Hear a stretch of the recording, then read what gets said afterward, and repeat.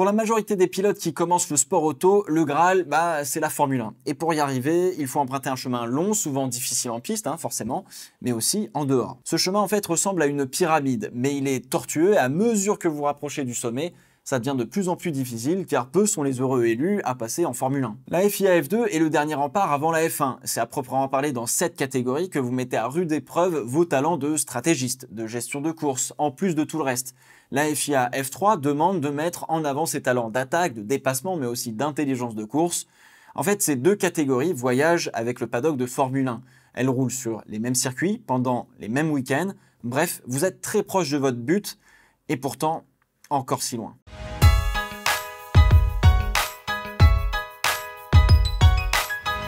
Mais avant de montrer que vous êtes un des pilotes qui a le plus de vitesse dans le monde, il faut commencer par apprendre le pilotage. Et le pilotage d'une monoplace, ça reste assez différent du karting. Quand on passe du karting au sport auto, généralement, on commence par la Formule 4. Là, on est en Europe et je reste sur cet exemple car en Amérique ou en Asie, les chemins sont peut-être un petit peu différents et c'est bien pour ça aussi que le monde entier vient rouler en Europe car c'est cette région qui est le berceau du sport auto, tout simplement. C'est ici que tout se passe. En France, nous avons une véritable chance. La Fédération française du sport auto a créé la FFSA Academy, qui organise notamment le championnat de France de Formule 4. Ici, tout le monde a le même matériel. Les mécaniciens sont aussi des apprentis et tout le monde part sur un même pied d'égalité. Même si, quoi qu'il arrive en sport auto, comme dans la vie de tous les jours, l'égalité parfaite, c'est toujours impossible. D'ailleurs, pour toutes les catégories de monoplace junior, toutes les équipes achètent les mêmes voitures à un constructeur. Et ce constructeur, en fait, fabrique des monoplaces répondant à un règlement technique spécifique et homologué par la FIA. En France, les F4 sont des monoplaces de la marque Migal, avec une monocoque en fibre de carbone homologuée par la FIA, évidemment, et propulsée par un moteur Renault 1,3 litre turbo de 140 chevaux, si mes souvenirs sont bons. Cette année, on devrait voir apparaître des F4 avec un halo pour répondre à la nouvelle réglementation de la FIA sur cette catégorie. Il vous faudra aligner aux alentours de 109 000 € et avoir 15 ans dans l'année pour disputer une saison complète de Formule 4 en France. À moins que vous ne remportiez le championnat, vous ne reverrez pas cet argent. Le gagnant du championnat remporte la somme tout de même de 100 000 € et intègre aussi la Renault Sport Academy pour l'aider dans la suite de son parcours. Là, je me base sur la saison 2019-2020 parce que je crois que cette année, ce n'est plus le cas. 7 meetings différents dans l'année en France, mais aussi en Europe, 2 journées de tests officiels sur le circuit Bugatti au Mans, voilà à quoi vous avez le droit. Et évidemment, vous pouvez aller chercher et convaincre des sponsors de vous payer une partie de votre baquet. Quand même pas mal. Si jamais vous n'avez pas 100 000 € à balancer pour la F4 France, vous pouvez toujours tenter ce que l'on appelle un volant. En fait, c'est une école de pilotage, c'est un concours dont le vainqueur gagne généralement une saison dans un championnat. Là aussi, il faut être prêt tout de même à dépenser la somme d'environ 12 000 € pour tenter sa chance. Pareil, si vous échouez, vous ne reverrez pas cet argent. Vous avez notamment Winfield ou Feed Racing en France qui sont donc des écoles de pilotage et j'avais fait une vidéo à ce propos il y a déjà presque 2 ans. Le temps passe très vite. Il existe d'autres championnats de F4 en Europe comme en Italie, en Espagne ou encore en Allemagne pour ne citer que évidemment. Ces championnats fonctionnent de manière plus traditionnelle. Il vous faut là aussi un budget et vous intégrez directement une équipe privée et non pas une académie. Il existe quelques différences de performance entre ces championnats, notamment au niveau du réglage du moteur, qui font que les voitures vont un petit peu plus vite, notamment en Allemagne, je crois. Et pour ces championnats, on parle de budgets qui peuvent tourner entre 200 et 400 000 € par saison. Tout dépend de l'équipe que vous intégrez, de ce que votre budget couvre, etc., etc. En fait, dites-vous que le pilote est le client. C'est lui qui paye tout, donc moins tu payes, moins tu te retrouves dans une bonne équipe, moins les mécanos passent de temps sur ta voiture, moins on te remplace les pièces mécaniques, moins tu as de pneus, etc., etc. Mais alors là, vous allez me dire, mais qu'est-ce qui différencie une bonne d'une mauvaise équipe si toutes les voitures sont les mêmes ? Et bien, tout simplement le savoir-faire de l'équipe, la manière de comprendre les datas, l'entraînement des mécanos, le fait d'avoir une meilleure structure au global pour pouvoir exploiter au mieux la voiture en piste, etc., etc. C'est d'ailleurs la même chose dans les catégories Grand Tourisme, GT ou le sport auto en règle générale. En fait, c'est la loi de l'offre et de la demande et les équipes doivent choisir et faire un compromis. Un pilote talentueux paiera moins cher qu'un pilote qui a eu de mauvais résultats. Bah oui, le pilote talentueux est courtisé un peu partout, donc c'est lui qui a le pouvoir de négociation si tu préfères. Et d'un autre côté, il faut aussi payer les factures de l'équipe. Donc il faut faire un compromis entre garder des pilotes talentueux qui brilleront et gagneront et vous donneront une bonne image et une bonne valeur pour la saison d'après et prendre des pilotes un peu moins bons mais qui paieront les factures sans briller et où on se dira bon bah en fait au final vu les pilotes qui sont passés par cette équipe, pas top. La F4 permet de valider les acquis de base du pilotage en monoplace. On va voir si le pilote s'est proprement freiné et bien freiné quand même, s'il est propre dans sa manière de piloter sa voiture et de surcroît s'il est rapide quand même. Évidemment, on regardera les premières batailles et les dépassements, comment il gère tout ça en piste. On cherche en fait le pilote rapide, oui, mais surtout celui qui montre qu'il a du potentiel et qui peut énormément progresser.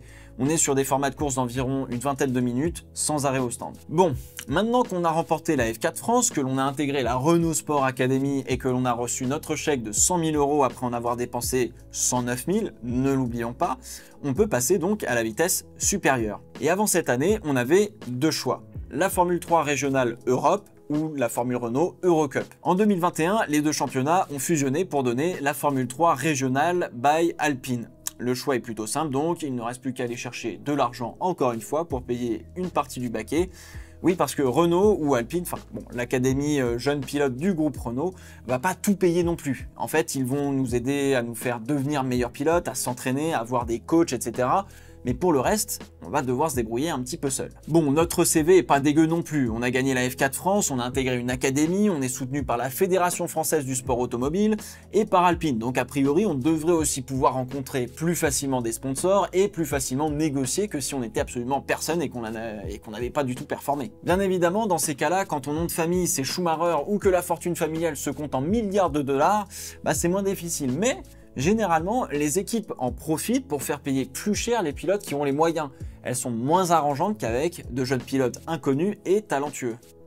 Ça c'est cool. On trouve donc notre très généreux sponsor, on signe dans une bonne équipe, on colle les autocollants de notre sponsor sur la voiture et on est parti. Comptez entre 350 000 et 450 000 € minimum, dépendamment des équipes que vous intégrez et aussi de ce que vous couvrez. N'oubliez pas qu'il faut parmi ce budget prévoir aux alentours de 15 000 € je crois, juste en frais d'inscription pour la saison pour un pilote. En 2020, si on remportait le championnat de Formule 3 régionale Europe, on gagnait 200 000 € et un test avec une FIA F3 organisée par Ferrari et la Ferrari Driver Academy.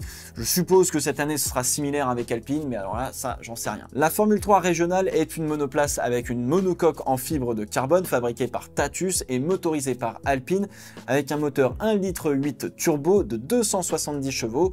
Ça commence à rouler un peu fort là et ça peut taper un bon 260-270 en bout de ligne droite à Monza par exemple avec un petit peu d'aspi je suppose. Là aussi les managers de pilotes et les recruteurs vont scruter les acquis de pilotage comme en F4. Quel pilote a ce petit truc qui fait que son pilotage le fait aller vite, qu'il arrive à dépasser correctement et à bien défendre.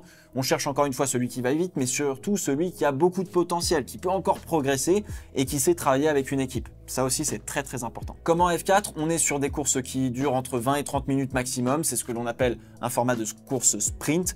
Il n'y a pas d'arrêt au stand. Bref, on a impressionné du monde, Alpine, nos sponsors et des équipes, l'occasion pour nous de franchir encore une fois la marche supérieure et d'aller en F3 international, la FIA F3. Là aussi, il nous faut un joli budget d'environ 1 million € pour la saison pour que ça se passe bien. Ouais, parce qu'en dessous, on n'aura pas une bonne équipe. Et si on a la chance d'aller en F2, il faudra que l'on dépense entre 2 et 3 millions € la saison pour mettre pas mal de chances de notre côté. Et je vous réexplique pas, la F2 et la F3, j'avais déjà fait des vidéos de présentation l'an passé sur ces deux catégories. En fait, chaque saison est un éternel recommencement, que ce soit sportivement ou financièrement. Et plus on monte les marches, plus la pression devient grande avec notamment des adversaires de plus en plus forts. Et c'est sans compter les risques que vous prenez chaque week-end sur la piste pour performer. Finalement, un pilote junior, dans la grande majorité, ne se rémunère pas avant son arrivée en Formule 1. Sa famille ne fera que dépenser de l'argent chaque saison en espérant que le petit performe pour avoir des sponsors qui l'aideront à continuer. Dans le meilleur des cas, doublé d'un timing absolument incroyable pour rentrer en Formule 1, vous aurez dépensé au bas mot au moins 4 millions € et je suis persuadé que ce budget n'est malheureusement pas du tout suffisant pour pouvoir performer et remporter des championnats. Normalement, il faut un peu plus, ou alors il faut un coup de volant incroyable. Bien évidemment, le parcours que je vous ai décrit est, on va dire, le plus normal, sauf exception. Bon nombre de pilotes redoublent certaines catégories, soit par manque de budget pour aller dans la classe au-dessus, soit parce qu'il n'y a pas assez de place pour eux, soit parce qu'ils ne sont pas encore assez bons, et inversement, il y en a qui vont très vite comme Max Verstappen. Théo Pourchaire, par exemple, a fait 2 saisons de F4, une en France et une en Allemagne, avant de sauter directement en FIA F3 sans passer par la Formule Renault ou la Formule régionale.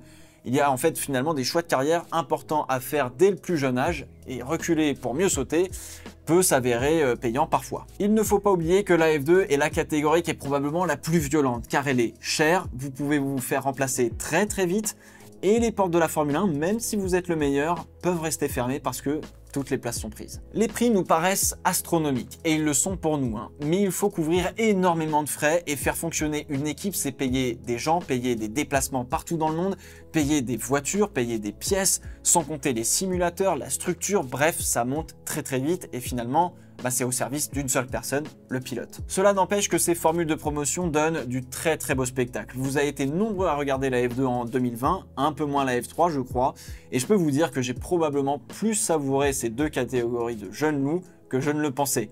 Mais en tout cas, je peux que vous inciter à les re-regarder une nouvelle fois de plus cette année sur Canal+ ou sur la F1 TV, parce que là, il y a encore du gros spectacle. Et je vous ferai une vidéo de présentation de la FIA F2 et de la FIA F3 cette année encore pour que l'on voit un petit peu à quoi on peut s'attendre. Et j'aborderai dans une autre vidéo d'autres catégories juniors et le fameux système de points pour obtenir sa super licence, le permis de la Formule 1, le fameux permis de la Formule 1, parce que là aussi, il y a pas mal de choses à dire. Sur ce, portez-vous bien, ciao ciao.